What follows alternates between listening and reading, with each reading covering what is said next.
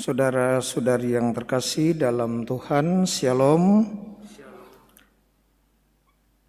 Dalam keluarga besar biasanya ada satu sosok yang sering dijadikan panutan, dimintai nasihat dan masukan, pertimbangan bahkan keputusan dalam sebuah keluarga besar, entah si A, si B, si C dan seterusnya. Tapi keluarga biasanya dalam persoalan-persoalan penting pasti akan menanyakan atau meminta masukan, pertimbangan dari sosok ini. Begitu juga sebenarnya Yesus pada zamannya, ketika semakin banyak pengajaran yang Yesus sampaikan, banyak mujizat yang Yesus lakukan, di satu pihak Yesus menjadi panutan, menjadi teladan. Tetapi di pihak lain bagi orang-orang tertentu Yesus menjadi ancaman. Hari ini dalam Injil ketika Yesus mengajar satu pengajaran yang menghentakkan orang banyak, ketika ia berkata, "Sungguh barang siapa menuruti firman-Ku, ia tidak akan mengalami maut sampai selama-lamanya." Maut berarti mengalami kematian, dan ini bagi orang Yahudi adalah sesuatu yang sulit mereka terima. Mengapa? Karena penokohan tokoh Abraham sebagai sosok yang besar di dalam perjalanan kehidupan bangsa Israel sebagai bapa leluhur mereka pun mati. Padahal Abraham adalah sosok yang menjadi teladan orang-orang Yahudi karena ketaatannya pertama terhadap Allah, tetapi yang kedua karena perjanjian Allah kepada Abraham dan keturunannya. Jadi apa isi perjanjian Allah kepada Abraham? Bahwa engkau adalah, perjanjiannya adalah bahwa aku adalah Allahmu. Yahweh berkata, aku adalah Allahmu dan Allah keturunanmu. Kalau sudah menjadi Allahmu dan Allah keturunanmu, maka jaminan kehidupan dan keselamatan adalah bagian orang Israel. Tapi pada akhirnya, ya Abraham mati.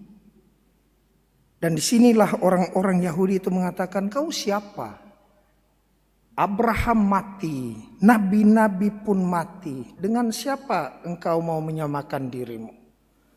Saudara-saudari yang terkasih dalam Tuhan,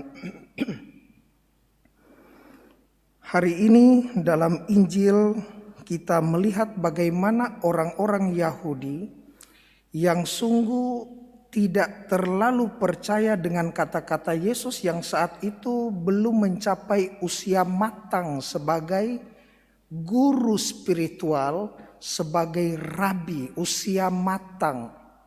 Yang dalam pandangan orang Yahudi, kamu matang untuk mengajar sebagai guru spiritual itu antara 35 sampai 50 tahun. Dan mereka katakan umurmu belum 50 tahun. Dan Yesus menjawab bahwa sebelum Abraham ada, sebenarnya sebelum Abraham jadi aku ada. Aku sudah ada. Sebelum Abraham jadi, maksudnya ada, aku sudah ada. Sebelum Abraham dijadikan, genestai, diadakan, aku sudah ada, ego eimi. Saya sudah ada dalam kekekalan. Dan disinilah puncak dari kemarahan orang-orang Yahudi. Karena Yesus mengatakan dia lebih besar dari Abraham. Dia sudah ada sebelum Abraham. Dan kata-kata perintahnya harus dituruti, maka orang tidak mengalami maut. Abraham mati, tetapi kalau orang dengar menuruti perintahnya kalian tidak akan mengalami maut, seolah-olah seperti itu, maka puncak kemarahan mereka ingin melempari Yesus dengan batu. Saudara-saudariku yang terkasih dalam Tuhan, di dalam kehidupan kita, entah di kantor, entah dalam keluarga, entah dalam hidup bermasyarakat, tentu kita juga melihat ada tokoh-tokoh tertentu yang boleh dijadikan panutan, boleh dijadikan teladan. Tetapi pertanyaannya, apakah kita juga setelah melihat pengalaman-pengalaman perjumpaan dengan orang-orang tertentu, apakah juga kita membawa semua itu dalam relasi yang jauh, go beyond, yang melampaui, bukan sekedar melihat sosok ini, tetapi melihat sesuatu yang ada melampaui di balik nasihatnya, di balik masukannya, di balik teguran dan apapun itu. Jika tidak, maka penokohan itu pada akhirnya atau sosok itu ketika kita mengenal lebih jauh, lalu kita kecewa. Oh, ternyata tidak seperti itu. Beberapa waktu yang lalu seorang ibu datang dan meminta, "Pastor, tolong pastor, harus bilang, pastor, kalau pastor-pastor yang bilang, pasti dia dengar. Karena anak saya ini susah sekali diatur. Tapi kalau pastor yang nasihati, pasti dia dengar. Kalau pastor-pastor katanya, bukan pastor saya. Tapi kalau pastor-pastor yang ngomong, dia akan dengar. Anak saya perempuan ini susah sekali pastor diatur."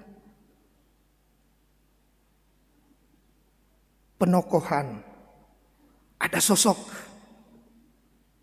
Tetapi nanti kalau dengar pastor di sana pemarah, tidak lagi sesuai dengan ekspektasi kita, harapan, lalu kecewa. Saudara-saudari yang terkasih dalam Tuhan, semoga di dalam hari-hari hidup kita, terlebih khusus sepanjang hari ini, kita sungguh-sungguh melihat Allah kita sebagai Allah yang sungguh memberikan kepada kita jaminan keselamatan teristimewa, terlebih-lebih ketika kita menuruti firman-Nya di dalam kehidupan kita setiap hari. Semoga demikian.